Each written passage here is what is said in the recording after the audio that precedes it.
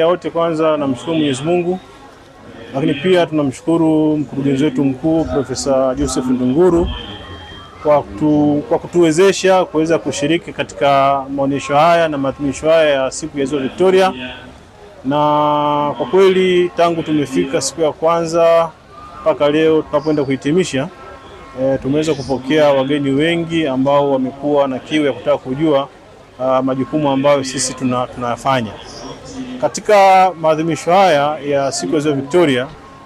Pamoja na kuelezea majukumu yetu ambayo tunafanya TPHPA,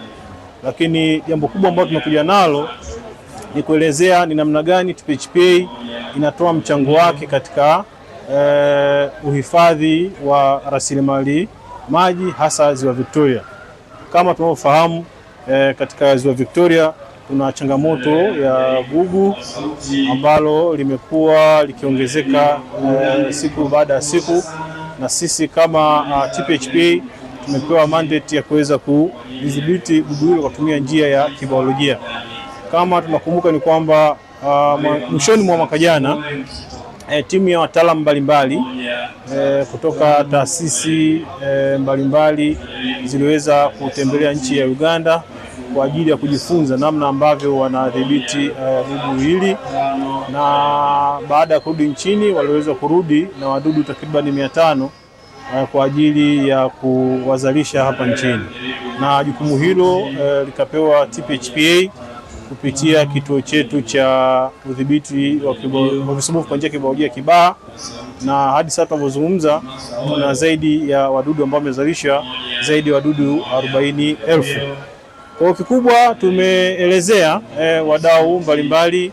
namna ambavyo wadudu hawa wanaweza kudhibiti gugu hili, na njia hii kuwa ni njia rafiki kwa mazingira. Kwa hiyo tunashukuru wengi wamepokea katika hilo, na wito wetu ni kwamba tunaendelea kusisitiza na kuomba wadau tuweze kushirikiana katika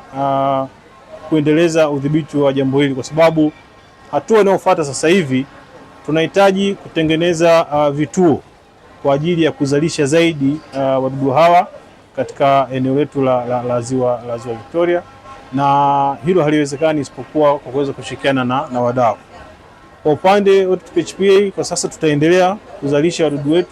wadudu katika kituo chetu cha Kibaha, na kadri unavyoongezeka tutakuwa tunaendelea kuwapunguza taratibu, lakini tukipata support ya wadau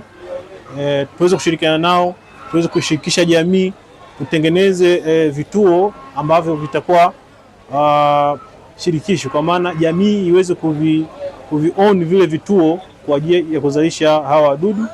na baadaye kadri tunavyoendelea kuwa wengi tuweze kuwarelease katika maeneo ya ziwa ambayo yana changamoto.